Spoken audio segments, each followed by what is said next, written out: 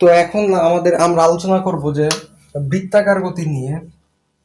বৃত্তাকার গতি, তো এতক্ষণ তো আমরা যেই গতিগুলো আলোচনা করলাম, এটা এক্স অক্ষ বরাবর ওয়াই অক্ষ বরাবর যে আমরা পাস করলাম, এটা তো আর বৃত্তাকার না। এখন যে গতিটা আলোচনা করবো এটা বৃত্ত নিয়ে, বৃত্তর সাথে সম্পৃক্ত।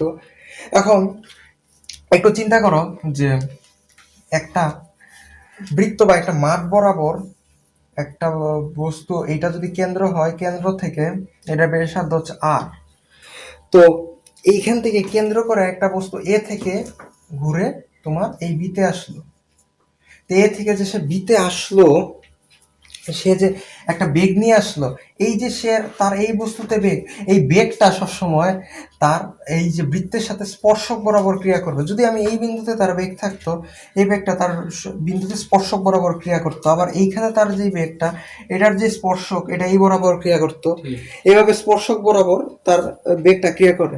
এখন যদি যদি বৃত্তাকার গতিটা সুষম হয়, তাইলে এই এই জিনিসটা প্রযোজ্য। সুষমভাবে সুষম হলে এইখানে ভির মান একই, ভির মান সেম। কিন্তু তাহলে ভির মান সেম মানে কি, সে সমবেগে চলতেছে। তাইলে তোমরা প্রশ্ন করতে পারো যে সমবেগে যদি চলে তাইলে তার ত্বরণ থাকবে কিনা। হ্যাঁ, তার ত্বরণ থাকবে। এখন তোমরা বলতে পারো যে সমবেগে চলতেছে, তার আবার ত্বরণ থাকে কিভাবে? সমবেগে চলতেছে, কিন্তু তোমরা দেখো যে এই বিন্দুতে তার বেগের দিক কি, এটা এই বিন্দুতে দিক কি, এটা তাহলে তার দিক তো প্রতিনিয়ত চেঞ্জ হইতেছে। তো আমরা জানি যে বেগ একটি ভেক্টর রাশি, তার মান বেগের উপর, দিকের উপর নির্ভর করে, মানের উপরে নির্ভর করে।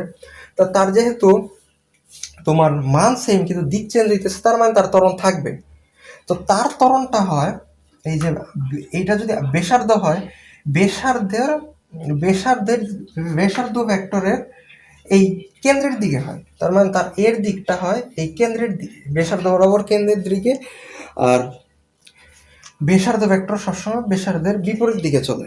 তো ব্যাসার্ধ, আমরা যদি বলি যে তার ব্যাসার্ধ ভেক্টর কাকে বলে, এই যে কেন্দ্র আর পরিধির যে কোনো একটা বিন্দুর সংযোজক রেখাংশকেই আমরা বলবো ব্যাসার্ধ ভেক্টর। এটা সবসময় কেন্দ্র থেকে পরিধির দিকে যায়, অর্থাৎ তার ব্যাসার্ধ যদি এরকম হয়, ব্যাসার্ধ ভেক্টর সবসময় আর এদিক দিয়ে যায়। তো তো আমরা বলতেছি বৃত্ত। আর পরে আমাদের একটা কথা হচ্ছে কৌণিক সরণ। কৌণিক সরণ হচ্ছে বৃত্তাকার পথে যদি একটা বস্তু এই বিন্দু থেকে এই বিন্দুতে যায়, সাপোজ বৃত্তাকার পথ এই বিন্দু থেকে সেই বিন্দুতে গেল, তা এটা যদি তার কেন্দ্র হয়, সে এইটুকু চাপ অতিক্রম করে না, সে এইখান থেকে এই বি চাপটা অতিক্রম করে।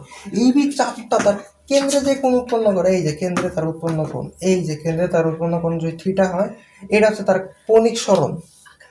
এই যে এ বি চাপ তার কেন্দ্রে যে দূরত্ব, কেন্দ্রে যে কোণটা উৎপন্ন করে, এটা হচ্ছে তার কৌণিক সরণ।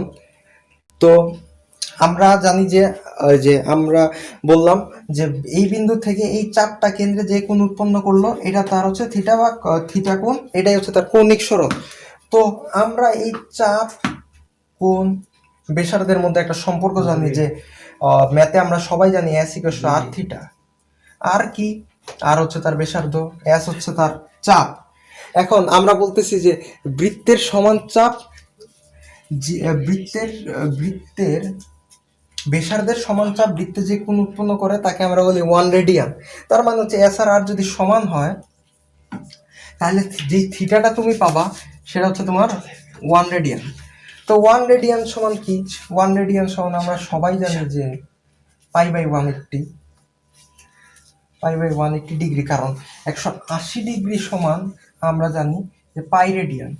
তো পাই রেডিয়ান, তাইলে 1 ডিগ্রি সমান কি? পাই/180। এটা হচ্ছে 1 ডিগ্রি সমান এত রেডিয়ান, সরি এটা ডিগ্রি হবে। আর যদি আমরা যদি বলি যে পাই রেডিয়ান সমান 180 ডিগ্রি, তাহলে 1 রেডিয়ান সমান কত? 1 রেডিয়ান সমান হচ্ছে 180/পাই ডিগ্রি। তো আমরা এভাবে এগুলো আমরা জানি। তো আমরা এতক্ষণ পড়লাম যে কৌণিক সরণ। তো এখন যদি তাহলে কৌণিক বেগও আছে, যদি যে কোনো বস্তু সরণ থাকলে তার বেগ থাকে সাধারণত। তো কৌণিক বেগ হচ্ছে ওই কৌণিক সরণের হার কি হচ্ছে আমরা বলি কৌণিক বেগ। কৌণিক বেগকে আমরা আইডেন্টিফাই করি ডাব্লিউ ওমেগা দিয়ে। তো এটা হচ্ছে যদি ডি থিটা বাই ডিটি আমরা যদি খুব ক্ষুদ্র ক্ষুদ্র কোণের ব্যবধান ধরি, এরকম বৃত্ত বরাবর ধরো তুমি এইখান থেকে চিন্তা করলা সে এই বিন্দুতে গেল, এইটুকু ক্ষুদ্র ক্ষুদ্র কোণ এইভাবে তুমি যদি চিন্তা করো, তাইলে এটা হবে ডি থিটা। আর ক্ষুদ্র ক্ষুদ্র সময়ের ব্যবধানে যদি তার যেই তুমি বেগের হারটা পাবা, এটাকে আমরা বলবো যে তার কৌণিক বেগ। তো এটাকে যদি আমরা ইন্টিগ্রেশন করি, তাইলে মোট কৌণিক বেগটা পাওয়া যাবে, সেটাও পাবা তুমি থিটা বাই টি। এইখান থেকে তুমি যেটা জানবা থিটা ইকুয়ালস টু হচ্ছে ওমেগা টি, এটা তোমাদের লাগবে, এটা মনে রাখবা। তারপর এটার মাত্রা কি? তো থিটা এইখানে শুধু মাত্রাটা হবে তার শুধু এই টাইমে, তাইলে তার শুধু ওমেগার মাত্রাটা হয় যে যেহেতু থিটা বাই টি, থিটার কোনো মাত্রা নাই, শুধু মাত্রাটা হবে টি এর মানে হচ্ছে টাইম, টি ইনভার্স হচ্ছে ওমেগার মাত্রা। তারপর যে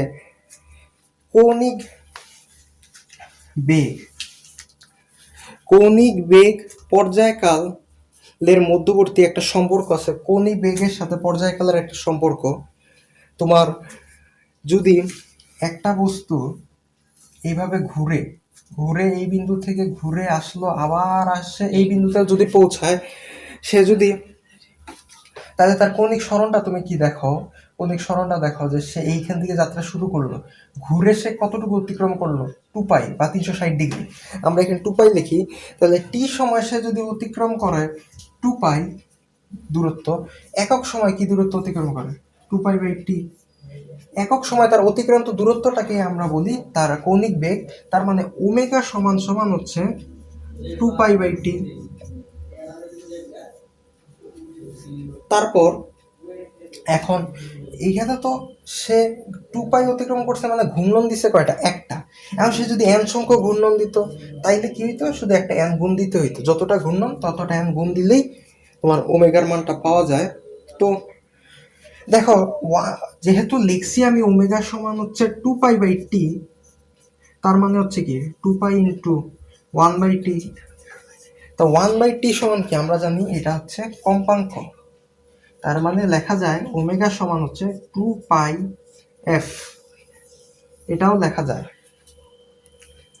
তো এরপর যে একটা বস্তুর রৈখিক বেগ মানে হচ্ছে এই প্রাসের বেগ, নর্মাল যে বেগ, আর কৌণিক বেগ হচ্ছে ঘোরার জন্য যে বেগ। এই দুই বেগের মধ্যে একটা সম্পর্ক আছে।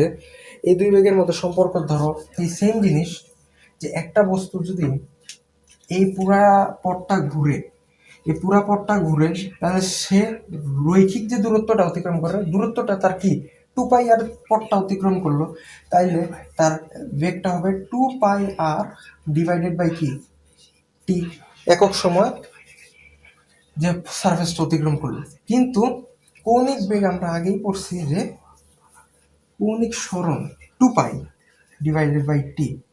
তো তুমি দেখো এইখানে 2π বাই টি এর জায়গায় যদি আমি ওমেগা বসাই, তাহলে ভি সমান লেখা যায় ওমেগা আর। তো এটা হচ্ছে রৈখিক বেগ আর কৌণিক বেগের মধ্যে একটা সম্পর্ক, যে ভি ইকুয়ালস টু ওমেগা আর। তারপর এটা সাধারণত এটাকে লেখা যায় ভি সমান হচ্ছে ওমেগা আর সাইন 90, কারণ তার কৌণিক সরণটা তার আর এর সাথে সবসময় 90 ডিগ্রি কোণে থাকে। সাইন 90 এখন যদি 90 থাকে, তাইলে আমরা ভেক্টর যারা পড়ছি তারা জানি যে ভি সমান যদি আমি লিখি ডাব্লিউ ক্রস ভেক্টর দিয়ে আর এর সাথে, তাইলে আমরা জানি যে এটাকে ভাঙলে হবে ওমেগা আর সাইন থিটা। তো থিটা এখানে 90, তাইলে এটাকে ক্রস ভেক্টর দিয়ে যদি লিখি, তাহলে এটার ভেক্টর রূপ এইভাবে লেখা যায়। এরপর যদি আমি লিখি যে কৌণিক ত্বরণ হচ্ছে সেম, যে একক সময় তার কৌণিক বেগের যে পরিবর্তনটা, তাহলে একক সময় তার একটা কৌণিক বেগের পরিবর্তন কি? আলফা সমান, যদি আলফা ডি আলফা ধরি, সেই কৌণিক বেগটা তার যদি ডি ওমেগা হয়, ছোট ক্ষুদ্র ক্ষুদ্র বেগের পরিবর্তন ক্ষুদ্র ক্ষুদ্র সময় সাপেক্ষে।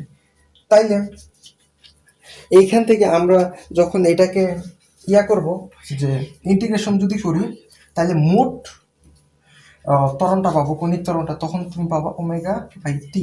তাইলে এখান থেকে তুমি তখন পাবা যে ওমেগা সমান আলফা টি। এটাও একটা ইম্পর্টেন্ট থিওরি। এরপর এটার মাত্রা কি? সেম। এটার মাত্রা কি? এটার মাত্রা হচ্ছে ওমেগার মাত্রা হচ্ছে কি? 10^1। এটার মাত্রা হচ্ছে 10^1। তাই 10^1 আর 10^1 যুক্ত হলে তোমার আলফার যে মাত্রাটা সেটা হবে, আলফার মাত্রা হবে 10^2। তারপর যদি আমি বলি যে রৈখিক ত্বরণ আর কৌণিক ত্বরণের মধ্যবর্তী যদি একটা সম্পর্ক আমরা স্থাপন করি, দেখো রৈখিক ত্বরণ আমরা একটু আগে পড়ছি যে ভি সমান কি? ওমেগা আর। তো এখন আমি যদি এটাকে ডিফারেন্সিয়েশন করি যে কি সময় সাপেক্ষে, তাইলে তুমি যেটা পাবা r d omega divided by dt. যেহেতু আর একটা ধ্রুবকটাকে বাইরে রেখে আমরা ভেরিয়েবলটাকে ডিফারেন্সিয়েট করলাম। তো ডিভি বাই ডিটি সমান কি? ক্ষুদ্র ক্ষুদ্র রৈখিক বেগের পরিবর্তন, তার মানে এটা হচ্ছে এ ত্বরণ এ। আর এটা হচ্ছে কি? ক্ষুদ্র কৌণিক বেগের ক্ষুদ্র ক্ষুদ্র বেগের মানটা নিয়ে যদি আমরা করি, এটা আমরা কি পাবো? আর এটা আমরা যেটা পাই, এটা কি হয়? এটা হবে আলফা। তাইলে এটা হচ্ছে কৌণিক ত্বরণ, এটা হচ্ছে রৈখিক ত্বরণ। তাইলে এর সমান তুমি যেটা পাও আর আলফা। এটাও একটা ইম্পর্টেন্ট সূত্র, এটা তোমরা মনে রাখবা। তো আমরা এই যে এতক্ষণ যে কৌণিক ত্বরণ, কৌণিক বেগ পড়লাম, কৌণিক সরণ পড়লাম, রৈখিক বেগ, রৈখিক ত্বরণ, এগুলোর সাথে এদের খুব বেশি মিল আছে। যেমন আমরা সারা জীবন সমবেগে যদি চলে, আমরা এস সমান কি পড়ে আসছি? ভিটি। এটা হচ্ছে রৈখিক সরণ। তা যখন এটা বৃত্তাকার পথে ঘুরবে, তখন এস এর জায়গায় আমরা চিন্তা করবো থিটা, ভির জায়গায় চিন্তা করবো ওমেগা, টির জায়গায় চিন্তা করবো টি। দেখো তার মানে কি? থিটা সমান ওমেগা টি, এটার প্রথম সূত্র। দ্বিতীয় সূত্র, তুমি আর আমি জানি যে এস সমান হচ্ছে ইউটি প্লাস হাফ এটি স্কোয়ার, এই সূত্র আমরা জানি। তো এটার ক্ষেত্রে কি হবে?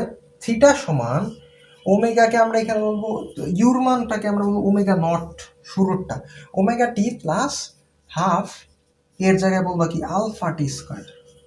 অনুরূপভাবে এস সমান আমরা জানি u plus v into t by two. তো আমরা এখানেও সেম জিনিস বলবো যে থিটা সমান হচ্ছে omega naught plus omega into t divided by two. Last